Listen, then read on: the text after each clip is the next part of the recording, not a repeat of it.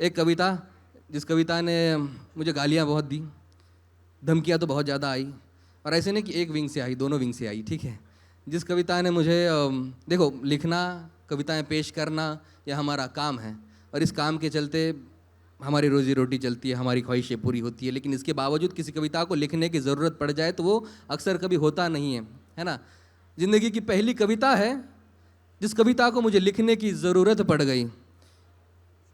उसका रीज़न ये है कि जो राम जी हमें भगवान मतलब दादाजी ने हमें सिखाए थे और जो राम जी आजकल हम देख रहे थे, उसमें थोड़ा सा अंतर हमें दिख रहा था, जो कि हमने गुरुवर्यों को बता भी दिया था, सौरभ जी को बता भी दिया था कि ये अंतर है राम जी और ये राम जी में। तो दादाजी को पूछा, ये आपने जो हमें दिखाए थे और जो आज हम हाथ में लेके बैठे हैं, दोनों में अंतर क्यों दिख रहा है? ये सरल है, शीतल है, सज्जन है, और मर्यादा में जो राम है, जिनकी चेहरे पे मुद्रा ऐसी है कि मानो फूल खिल रहा हो, ये राम है। और ये कटुवादी राम कौन है? ये जो अलग सा एक एक्सप्रेशन चेहरे पे लेके बैठे, ये आज के राम कौन है? दादाजी ने कहा कि देखो, दोनों राम जी अपनी अपनी जगह पे सही है, लेकिन दूसरे में थोड़ा सा मैशअप हो चुका है। कृष्ण और राम को एक करने की किसी ने साजिश करी है।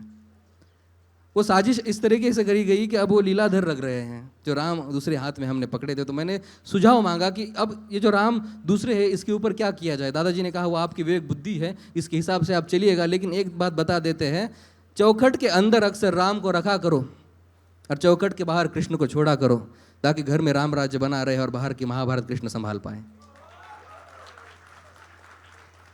यदि दोनों की जगह बदल दी तो महाभारत घर में शुरू हो सकती है, जो कि भारत में और दुनिया में होते हुए हमें दिख रहा था। तो उस कविता को हम शुरू करते हैं वहीं से जहाँ से एक डिस्परेशन बाहर निकला कि यार क्या कैसे समझाएं लोगों को, हाथ काट के रख दे क्या इनके सामने। और यही से इस कविता को मैंने शुरू करने की ज़रूरत की, और वो कविता आपकी नज़र करता है। सबका ध्यान मेरी तरफ होना चाहिए, मुझे लगता है। एक बार चिल्ला दो बेफालतू में, बढ़िया बढ़िया। क्या हाथ काट कर रख दूंगा? हाथ काट कर रख दूंगा, या नाम समझ आ जाए तो, और कितनी दिक्कत होगी पता है राम समझ आ जाए तो।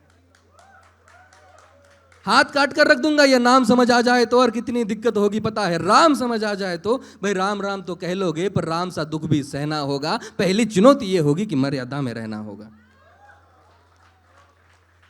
और मर्यादा में रहना मतलब कुछ खास नहीं कर जाना है, बस त्याग को गले लगाना है और अहंकार जलाना है। अब अपने राम लल्ला के खातिर इतना ना कर पाओगे, अरे शबरी का जूठा खाओगे तो पुरुषोत्तम कहलाओगे। ये काम क्रोध के भीतर रहकर तुमको शीतल बनना होगा। बुद्ध भी जिसकी छाव में बैठे वैसा पीपल बनना होगा ये सब कुछ, और वो भी शून्य में रहकर प्यारे। तब ही तुमको पता चलेगा कि कितने अद्भुत राम हमारे। राजनीति का दायां बायां जितना मर्जी खेलो तुम, आप लेफ्ट हो राइट हो मुझे नहीं फर्क पड़ता, मेरे राम जी मेरे पास लौटा दो बस, ठीक। राजनीति का दायां बायां जितना मर्जी खेलो तुम चेतावनी को, लेकिन मेरी अपने जहन में डालो तुम। निजी स्वार्थ के खातिर अगर कोई राम नाम को गाता हो तो खबरदार, अगर जरूरत किया और मेरे राम को बांटा तो। भारत भू का कवि हूं, भारत भू का कवि हूं मैं, तभी निडर हो कहता हूं, राम है मेरी हर रचना में, मैं बजरंग में रहता हूं। भारत की नींव है कविताएं और सत्य हमारी बातों में, तभी कलम हमारी तीखी है और साहित्य हमारे हाथों में। तो सोच समझ कर राम कहो तुम, ये बस आतिश का नारा नहीं, जब तक राम हृदय में नहीं तुमने राम पुकारा नहीं। राम कृष्ण की प्रतिभा पर, राम कृष्ण की ऐसे नहीं कि आज ही हो रहा है कि उनकी प्रतिभा पर प्रश्न चिन्ह खड़े हो रहे, बिल्कुल नहीं। रामकृष्ण की प्रतिभा पर पहले भी खड़े सवाल हुए, पर लंका और एक कुरुक्षेत्र यूं ही नहीं थे लाल हुए।